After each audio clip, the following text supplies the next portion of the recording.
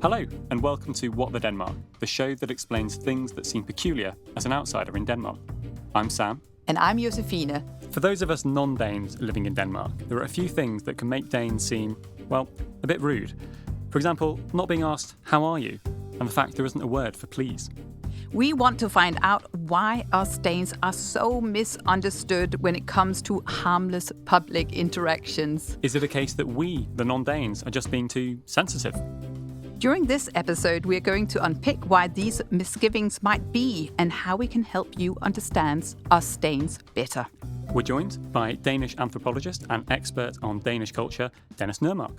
Dennis, welcome to the show. Thank you. So to get us started, could you perhaps give us a definition of what I mean when I say Danes seem a bit cold? Well, they are, I don't know if I can give you a precise definition of it, because it has a little bit to do with how much you value your privacy and how much you want to be alone and how much you expect to spend time on chit-chatting and being around a lot of other people. You could say that Denmark is a culture which we sometimes call a more specific culture versus a diffuse culture. Diffuse culture is a culture where people are, we really get to know people very well, to do all sorts of things with them, for them to, you feel you need to know who they are before they can take care of your kids, or you can do business, or you can make them clean your house, whatever. And Denmark is a country of very sort of specified roles about who you are in this and this relationship, and you don't invite people into your personal life of who you really are, but you're very good at playing roles, maybe a little bit in your life. That might explain some of it, but I think, Danish kids are from very early on learned to be very independent, and that means they're not really. It's not that they don't care for other people, but again, the Danish society is a society where everything is organized for you. Everything is organized. The state, the government organizes everything for you. You don't really need friends, you could say. You don't really need people who can help you with this and this and this, because the idea is here that no matter if you have no relations or no family or no friends or everything, you can live a decent life because we have organized society in such a way that you will be able to be moderately successful anyway. So you're sort of not dependent on anybody, so you don't expect to have to give either, apart from paying your taxes. Exactly. There's been some interesting analysis of that. It's not only a Danish phenomena, it's really a Scandinavian phenomena, that some sociologists have claimed that the reason why Scandinavian society seems so, distancing from each other all the time is that they basically think that they have paid off that, the need to be with other people and now they have the right to be alone because they've sort of I've done my thing. I've done my share here. So according to these sociologists, and I think the theory is interesting, is that actually Scandinavian countries are an example of an extreme type of individualism. And because of that extreme individual need, they've created an enormously collectivist idea of a welfare state to basically balance this, so make it possible people to basically say, I don't want to participate. I don't need to be friends with you. I don't need to be close to you. I don't need to take special care here because, as you said, I've paid my share. And you often find that people sort of live in their own little world, don't they? Like a bubble. Yeah. So that's also why when you're out walking with a heavy bag, you might not find that anyone helps you. And it's not because they're not kind people. They just actually might not even see you. They don't notice you. And also they don't want to intrude. And it means that if you do have a very heavy bag, or if you have a stroller you need to have help with getting out the train, you'll feel very alone. Ignoring people is polite here. Yeah. Yeah, because for me, I do find this quite strange. So my sort of instinct when getting off a train and like seeing someone with a stroller, I'm perhaps just notice it, but I'll just feel like it's my right, or my duty to go and help. And I find it difficult to find a logical way to fit it in my brain that Danes are looking at it and saying, for me, it's like this person needs help to getting this baby stroller off a train, but I'm not going to help them. And I just find that when I sort of run the logic, I often end up at, well, Danes are just being a bit mean here. No, they're not, but they don't want to be in debt to you. And if you're helping that person, of course, the likelihood that you'll ever come across this person again and that he will sort of reciprocate and what happened is not very, it's not very likely.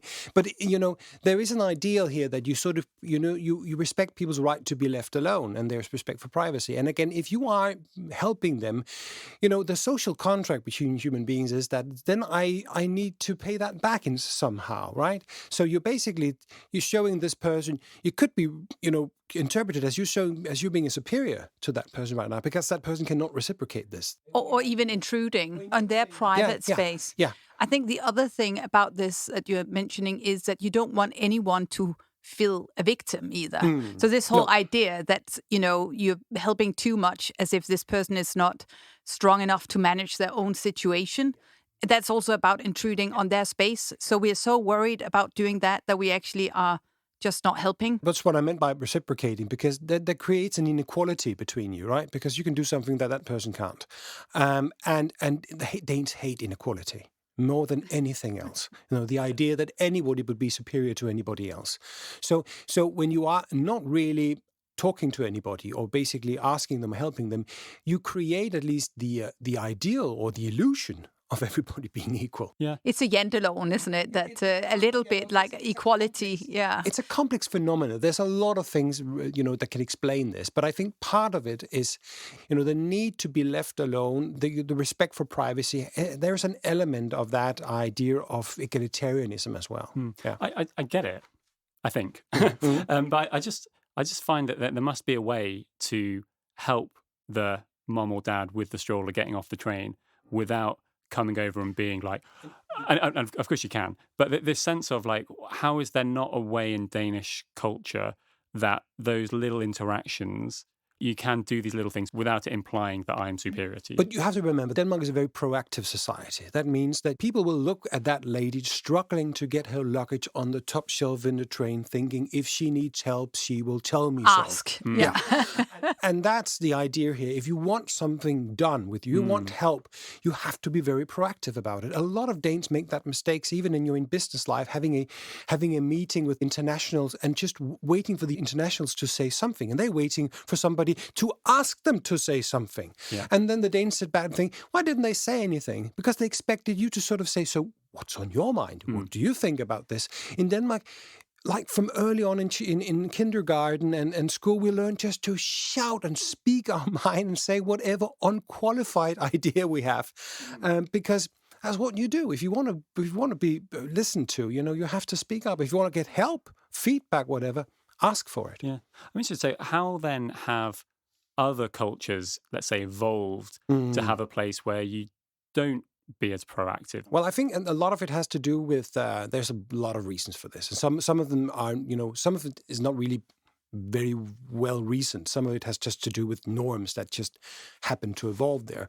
But I think one element in Denmark is the large amount of homogeneity. That this is a population that are very like-minded and looks very similar and share fundamentally some of the same values. If you come to a diverse society like, the UK, for instance, which has a lot of different ethnic groups, a lot of class difference, people are not alike in the UK. They're very different. And when you're around people who are very different, the sociological theory tells you that then you have to have a lot of etiquette and a lot of rules and formalized way of being around each other, because how do you know that person is not an enemy? The idea of having a sort of a civilized society, the idea that you have rules and etiquette about how to sit and how to read and how to eat, etc., those were probably developed around the 17 and 18 and 1600s, slowly in most societies, just to make people stop killing each other, right? A long time ago, every social gathering was like Game of Thrones. People killed each other at weddings, right?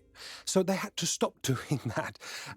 So at one point they had to figure out rules to sort of engage with people that you don't know. to say, okay, I know when you behave in this way, when you raise your hat like this or answers me in this way, I know that you will do me no harm. You are not a friend, but somebody I can at least rely on here. So a lot of these, Norbert Elias, German sociologist, discovered this. So in societies where you basically feel that you're already around people who are like yourself, like really where you feel at home in a way, and the others are not strangers to you, then the level of formalization should, theoretically be lowered. And I think that's what happens in Denmark. People are behaving towards other Danes like it was their close kin. It's interesting the way that we bring our children up to be very independent, as you mentioned before as well. And they have to be proactively deciding what they want to do. They have to speak up if they have an issue. And if not, they literally will not be seen. So they learn from a very early age to do so. That can come across as rude in some cultures. But at the same time, I'd also like to say that we do really think about bringing our kids up not to be bullies. A lot of people actually think that Danish kids come across as very rude because they talk to adults. They say their first name. They don't say Mrs. Folkvart or Mr. Floy. They would just talk straight to them, look them in the eyes, say what's on their mind because they're used to being allowed to engage with adults and other people like that on equal terms. But at the same time, we do also teach them to respect other people's rights and not to bully. So we do have some rules as to how to behave in a nice, non-rude way, but it's just a Danish way. Yes, sure, because they don't know they come across as rude. If they knew... No, they've been taught to do that. Yeah, exactly. And sometimes I spend a whole lot of time teaching Danes that this behavior does not really work very well. And you seem rude or disrespectful or too direct or something like that. And you have to tone it down a little bit. And they think, they get very upset because they really didn't want to be that way.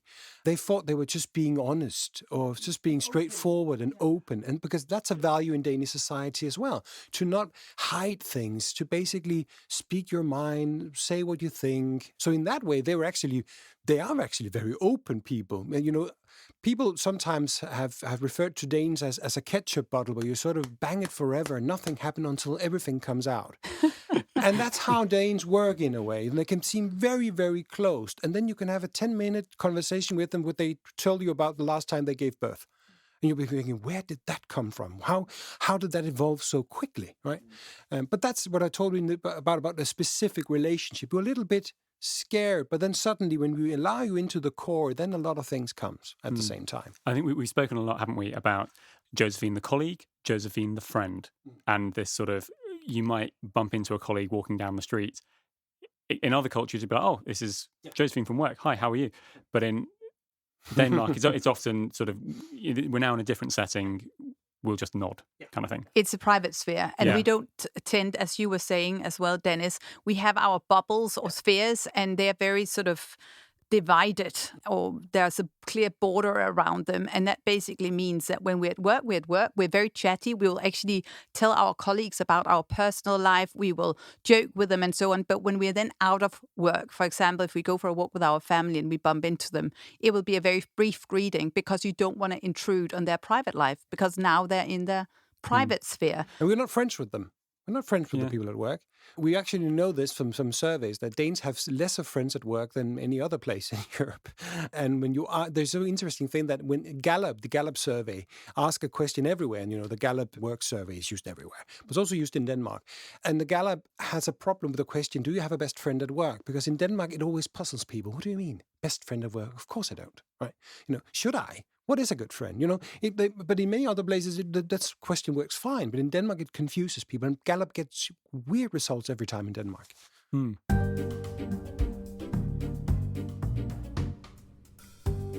I'm curious, actually, what are some of the ways that you teach Danish people to kind of soften their language or sort of adapt a bit? I'll tell you an example that I've found is the use of the smiley face in an email. Like, suddenly I'll just get an incredibly, if you take the smiley face away, this is an incredibly direct, almost, brute email. You stick a smiley face on and suddenly, oh, it's okay. That's sort of something I've seen is that. Are there sort of other ways that you've found that? Well, the smiley is a please. because Danish does not have a word for please or bitte or s'il vous plaît or whatever you have. So in Denmark, since we don't really have that, we need to soften it in other ways. And putting a head in there, even though it seems, for many people, an unprofessional way of communicating, especially in a business situation, then for many Danes, that sort of solves the problem. Instead of avoiding exclamation marks or whatever, or writing in capital letters, you don't find that a lot, but you find people using the face.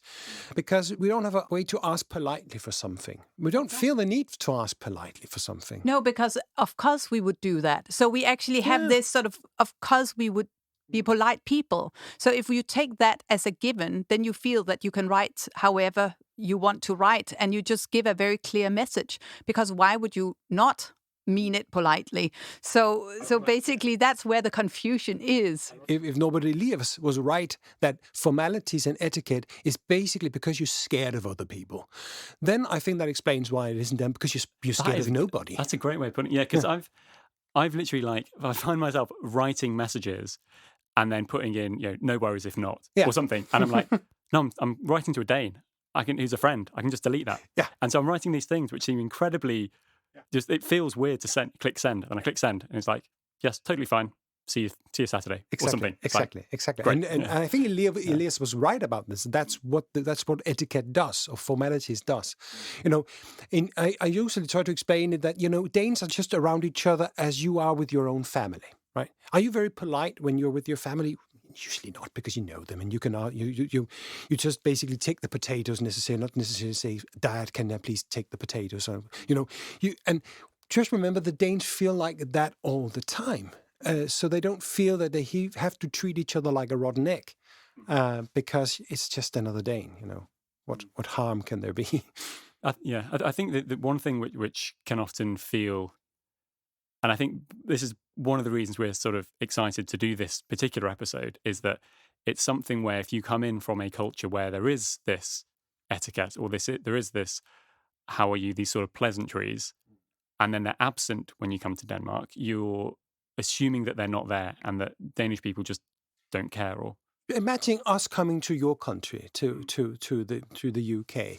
They have a sense, to be honest, to feel that people are a little bit fake.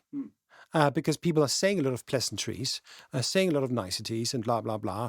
But there's this, phenomenon of British coded language when people say something but really mean something else. And that frustrates Danes, because they're thinking, what are you hiding from me? Why can't you just say it what it is? Don't you trust me? Why do you have to be so dishonest with me? So they don't see, classic British politeness as a way of welcoming other people, but basically distancing them. Like when Danes travel to the US and get frustrated about people saying excuse me all the time, or sorry, while banging into you very hard. Could you just shut up and ignore me? I'm used to that from home. Don't make any conversation with me, please. Just pretend I'm not there. Right? I think it's a fascinating point that politeness is actually increasing the distance between people. I'd never thought of it that way. That actually, yeah. Yeah, and it actually, as you were mentioning, Dennis, it actually can come across as very rude when people are not honest with us, because we have this idea that people should speak their mind. They should be honest, because that's what we give them as our gift, is that we are open and honest.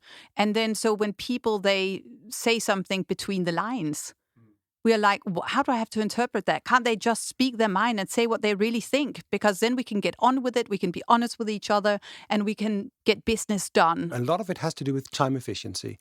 The Danes are very, very scared of wasting other people's time. And their own. Yeah, and their own as well. So in this way, us, we work from 9 to 3 and 4, and then we're off, right? So you have to be efficient. You have to get things done. So if Danes feel that they have to start a conversation with blah, blah niceties about how's the weather and how, like, okay, please, I have 10 minutes for this. I will say, I'll interject here.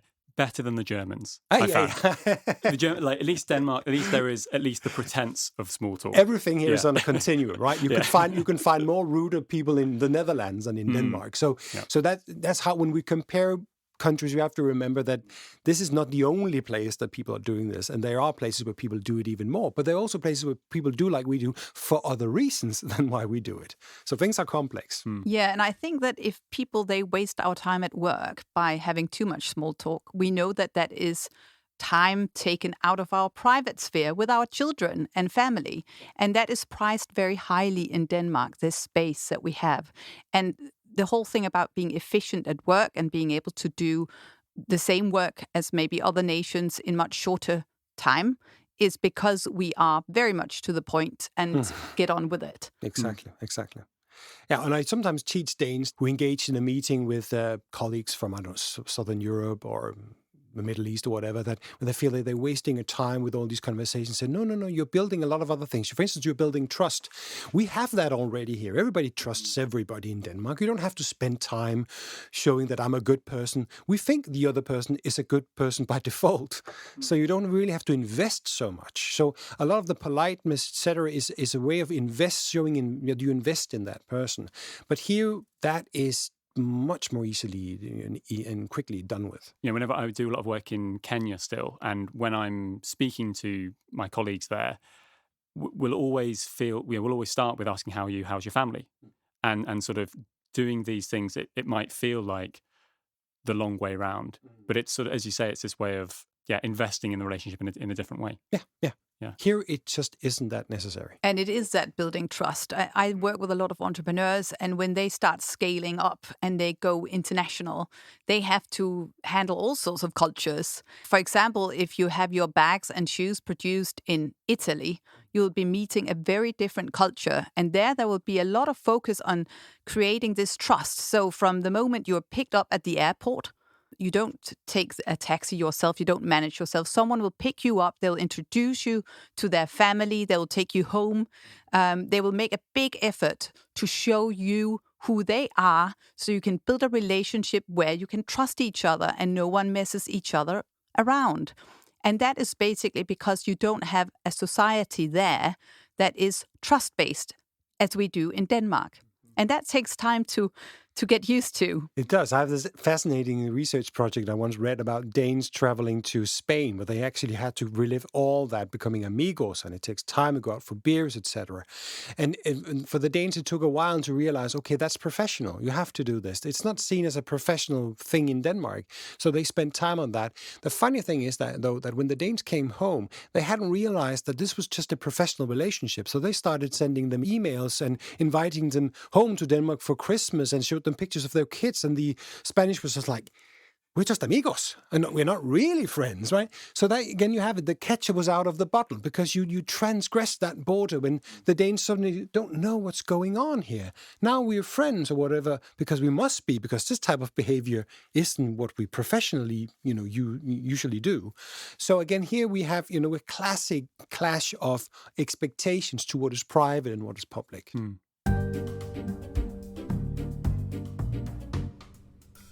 Dennis, I've got a question here, or like in our notes beforehand, we were coming up with things that seem a bit confusing that could be related to this sort of Danish etiquette. And a big thing that myself and quite a few of our listeners have emailed in about is the etiquette around birthday cakes. And the idea that in Denmark, when it's your birthday and you go to the office, you provide the birthday cake for everybody. Yeah. Whereas, as far as I'm aware, in every other country in the world, everyone else buys you a birthday cake. Do you have any idea why that's played out this way? I think, my interpretation of it, regarding with the things I already said, is that, if you give a cake to everybody else, you have given them something, and then they don't need to necessarily reciprocate that. If it's your birthday and people are now giving you a cake, then you feel, what do I have to return this with, right? So basically, you give it to the individual to say, well, do you want to celebrate your birthday or not? Right? Because we don't want to enforce a celebration on your birthday on you and giving you a cake that now you have to reciprocate in somehow. You decide that yourself. Again, it's an individual choice if you want to play part in this or not. You can't decide whether or not people to give you a birthday cake, right? That would be an odd sort of referendum to have at work. Are we allowed to do that to you, Katrine, or not? But because people don't do that, you can decide for yourself and give a birthday cake if you want to. And again, then you're free. And saying that, actually, we don't spend a lot of money on presents for each other either, because it's mostly about the thought, because we are a country of people who are doing quite well, even if you are on benefits, you will do all right. And therefore, we don't expect big presents. It's more about you coming there, you supporting your friends, and particularly with your company. We do really expect that when we do have a party, our friends come, our family comes, also if they have to travel a bit. But the presents are not important. No, and you don't get presents from your colleagues usually, unless it's sort of an anniversary or your 50 years or 60 years or something like that. Then you celebrate it more, right? But again, and men are less romantic as well, I must say. That's if we're moving into the love life and so on. I'm very glad I have an English husband. But basically, sending each other flowers and so on, it doesn't happen a lot in Denmark. It can happen, but I must say my experience with gift giving is maybe slightly different. The thing which has shocked is the wish list. And like, this is the precise thing that I would like to have, often with a price tag. For me, it just takes all the joy out of it. Just feels a bit transactional. And it's sort of like, what am I going to get my severe more? It seems like an orders list. A little bit, yeah. And so it's just a slightly different way of doing it, where it's a bit like, okay, well, all right, then I guess I'm off to the shops and buying this particular thing, as opposed to, what would my mother-in-law It's practical, like isn't it? I mean, we're very practical, and also we don't need that much. So the things we get, they should be the right things. So we're not worried about, prices either. So, for example, in families, you might have an agreement that you say, okay, each child get for max 300 kroner per child, and then we know they all are equal, they get the same thing, and here is a list of things my child would like or I would like, and then that's a price bracket. It's to avoid an awkward situation. You know what you're going to get. And again, otherwise you'd say, give me something special, something only I would like. That gives a whole lot of pressure on another person to go out and do that. Yeah, and I know in my family, we do that. I don't like that way of doing things either, because I like to show that, yes, I've actually picked up a present that I think you would like, and I've put some effort into this. But again, not if you're pushing too much into other people's life, right? Again, their private life, and saying, you need to find me something special. And again, that's a bit rude in Denmark, right? It's much easier just to say, well, I expect this, or these are the sort of the list parameters, parameters of it. And I think it's a way of not intruding too much, of not asking too much of other persons. It's true. I feel that there is value in depending on other people and other people depending on you, and that's sort of often how you build deep relationships or relationships with people. I've never sort of thought of it in this way of you don't sort of interact with people for the fear that they will owe you a favor, and it's just interesting how that's like quite ingrained.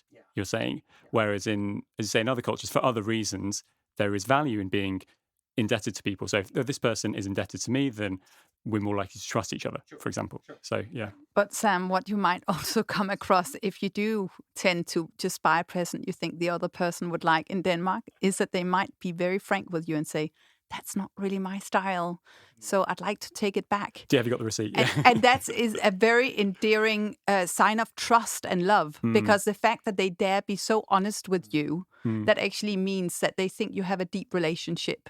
Mm-hmm.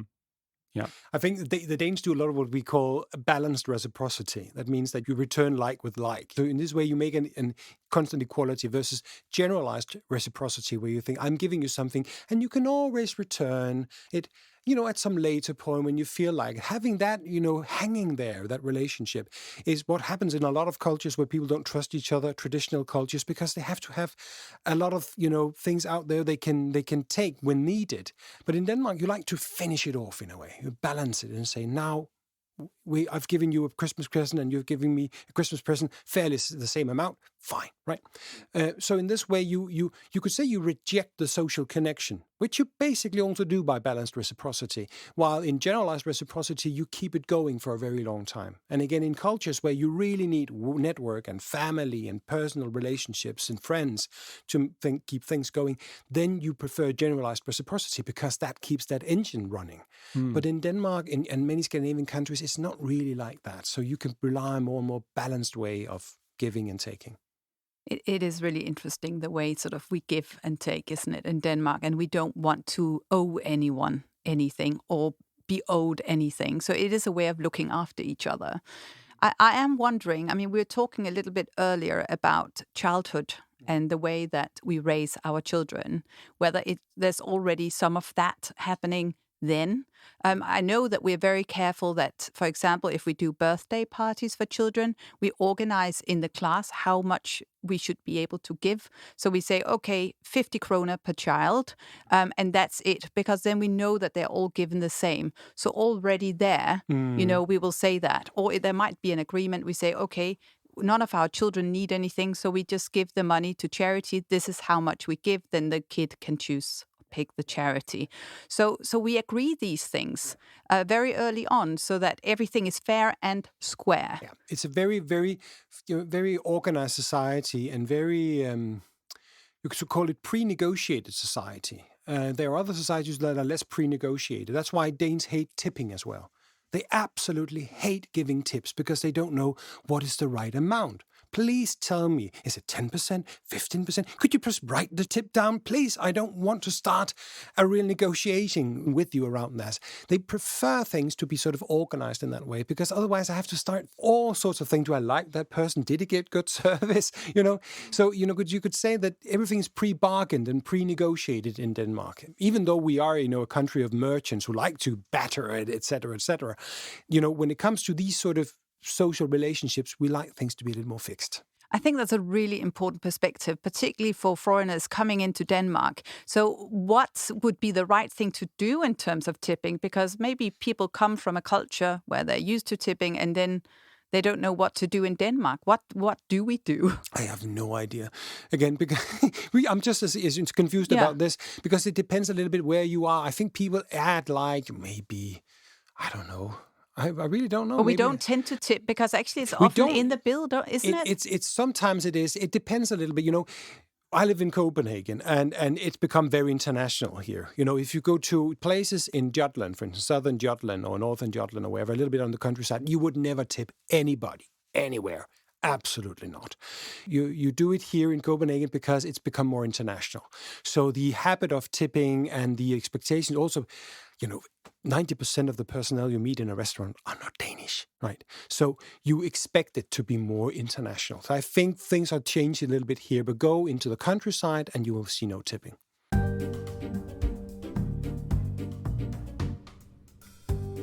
Dennis, I saw a talk that you gave a few weeks ago, and there was this fascinating study, or actually this word that you introduced to the crowd. And I'm going to say it wrong, gelatophobia. Yeah. Can you sort of expand on that a bit? What does that mean? Well, it was a sociological concept about, or maybe psychological, I can't remember. But the idea is that some people are more scared of other people's laughter than others. Some people are more protecting of face and honor and reputation, etc. And they're very harmed if they feel that people are ridiculing them or making them the object of laughter. So if you have a high degree of gelatophobia, you're afraid of that, afraid of being exposed. Yeah, gelatophobia is the fear of being laughed at. The fear of being laughed at. And in Denmark, according to the University of Zurich, who have studied this in 72 countries, they find the lowest degree of people who have fears of other people's laughter. So you would say that in Denmark, you would expect people to be the object of people's joke, and you need to be able to live with that, right? You need to, people will laugh and make jokes with you and all the time. And in Denmark, it's a way of including people in your midst to say, well, you're not a special character that we can't have a joke about, because you're not superior, you're not anything, you're just like me. So we can expand this, laughing environment with each other. And that's why, basically, the funny thing is when the Danish Jyllandsposten made the cartoons of the Prophet Muhammad, that is exactly what they actually wrote next to the cartoon, is that when you are in Denmark, you expected to not have, there's no special care for you. And there's no you're not limited. You're not a group of people that we can't laugh at.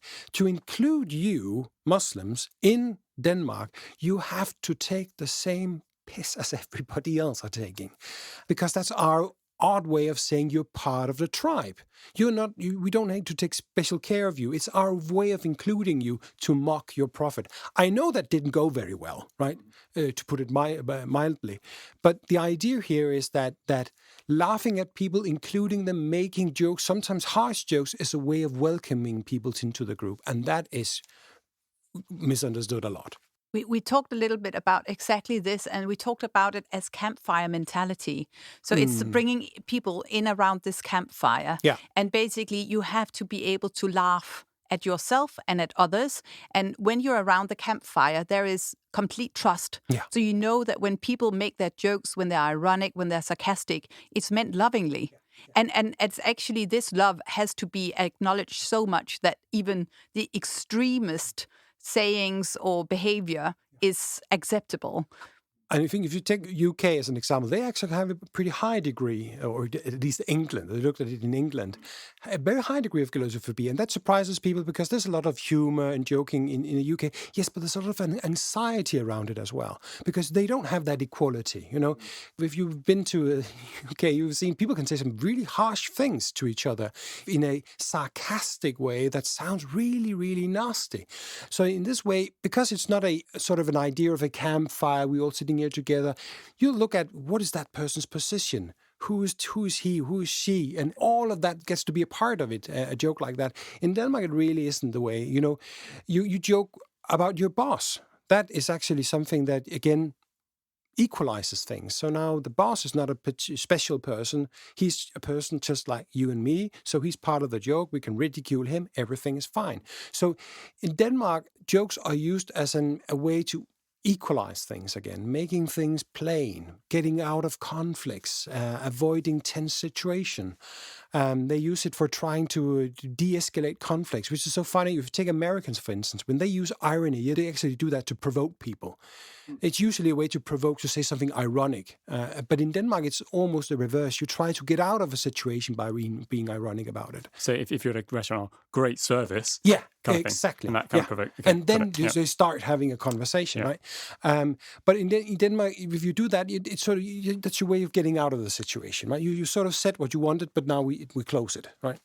But I think also what's really important in Denmark is that we laugh together. Mm-hmm. So you would never do this behind someone's back. I mean, you would never laugh at, well, it would be rude and horrible if you laughed at the boss behind their back. But if you laugh with the boss, or if you say something really arrogant or rude in a group together with the boss will probably take it as a compliment, because it means that everyone feel that there is a safe space of trust where we can all joke around. And joking around is simply important. And again, I think that's why a lot of people struggle with Danes not being very politically correct and sometimes saying something about race or gender or ethnicity that you think, oh my God, what did they just say?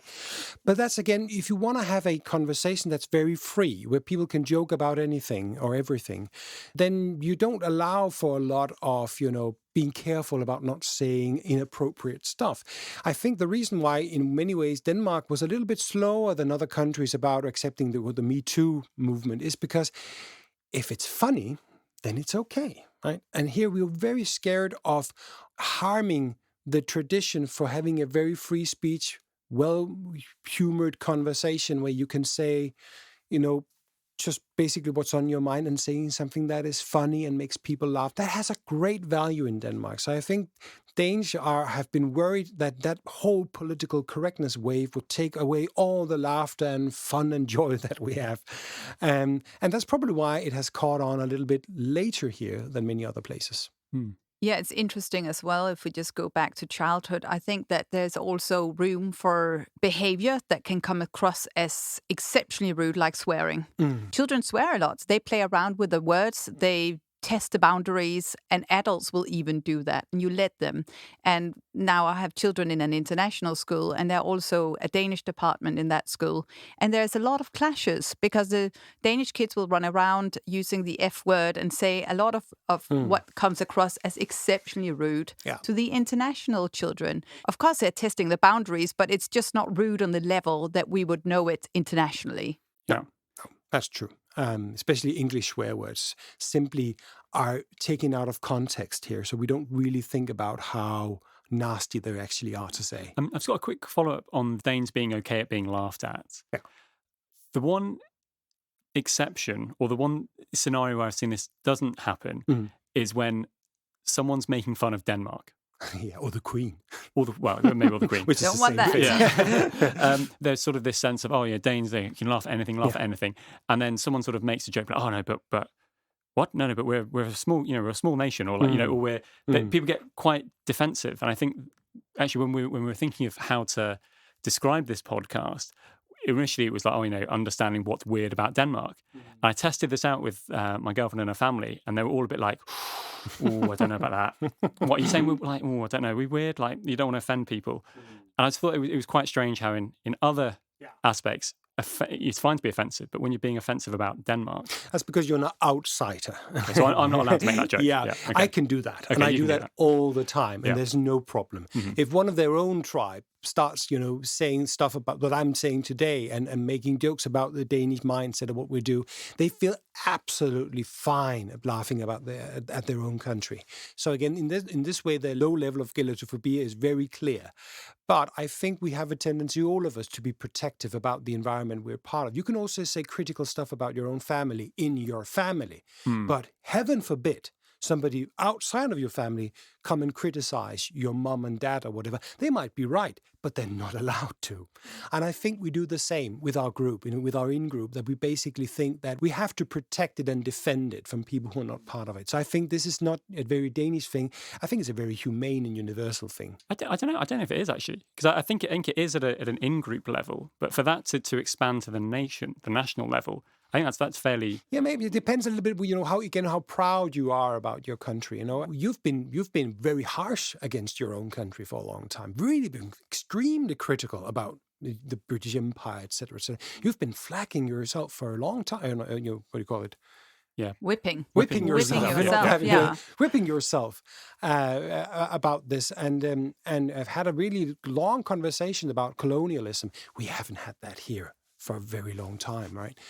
So we're still a little bit in the protective area, and I think there are some countries. Of course, you'll find people need to defend their country. I think, you're probably right, but I think the universal thing about being want to be the first one to criticize, you have the right to do that if you're part of the group. I think for most people that's the mindset we have. But the interesting thing about the Danes is we whine a lot about everything. But as you say, we can whine about our own situation and our own country, but no one else should whine about it. We are very proud of what Denmark can do and for what we manage considering the small size of our country. Yeah, it's the against all odds narrative, which is very strong here. Yeah. My husband is English. And so, I hear a lot from his perspective. And for example, when we have people visiting us at home, often people will point out all the problems that they see. And that is sort of a way to engage in the Danish way, it seems. But it seems extremely rude to him that he opens his home and then people will pinpoint all the negatives. So, for example, someone built a big house that's overlooking our garden, and it's been a great upset to us. And the first thing most Danes say when they come in, it's like, oh, it's such a shame with that house. And he's like really upset about this. Why would they do such a thing? That's really rude. I mean, why would they want to remind us and make us feel worse? But actually what they're trying is sort of to be honest and including and saying, well, we all know that house is terrible. Why should we, pretend it isn't? Why be fake? So again, he comes from a culture where you could say fakeness is more accepted because it's also considered polite, right? But here, that is type of polite behavior is simply just viewed as dishonest. It brings us closer to each other where we can all share what everybody thinks. Yeah, the misery or whatever it is. We can talk about everything frankly, and let's just get to the point. Yeah. Okay, we have an issue here. Yeah. We've now talked honestly about that, and then you move on to all the other things. I share in your misery of that house. I take part in it. I'm not leaving you with that problem alone. I'm thinking, yes, you're absolutely right. It looks horrible, right? We've got quite a number of our listeners are tourists coming to Denmark either now or soon. What would be some sort of advice that you'd give for somebody who's coming off the plane, first time in Denmark, just to sort of explain why Danes might be doing something which might feel a bit uncomfortable to them? Yeah, I think one of the things that you experience is, for instance, that people don't chit-chat. If you're standing there, they're ignoring you. You might get the door slammed in your face. Because, again, if the polite thing is to ignore other people, then the polite thing is just basically say that you're part of the air. Ignoring people is polite. Ignoring people is polite. Again, also if you step on people's toe, do not necessarily do a lot.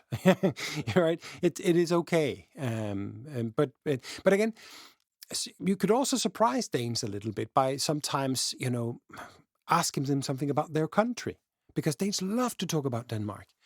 And they give some examples, etc. So if you really want to chit chat, go for these issues, because they're pretty okay, as long as you don't criticize. Yeah, very good.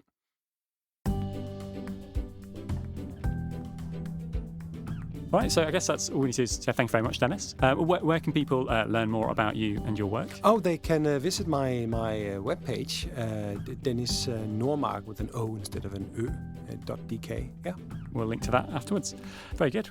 It's been really, really interesting to hear your views on this, and also the fact that you have all the academic knowledge about Danish culture. Thank you so much. Thanks to everyone who has helped in the creation of the episode, including Andreas Poulsen, Jack Jørn, Tevin Sudi, and Mia Dwelling. We hope you enjoyed the episode. We are still early in our journey of resolving cultural confusion in Denmark, and would love for you to join us by subscribing to our show on your podcast app. If you like this episode, please do consider telling your friends about it. And you can also head over to whatthedenmark.com to receive our newsletter or find us on Instagram. Thanks so much for listening. I'm Josefine Folkvarts. And I'm Sam Floy. We look forward to hearing from you again. Speaking to you again. I got that wrong. Hearing from you. Hearing from you again. Speaking from you. I get all the way. That's for the bloopers. And then, we'll mess that one up. Yeah. We definitely need something for the Nice one. bloopers. Super stuff.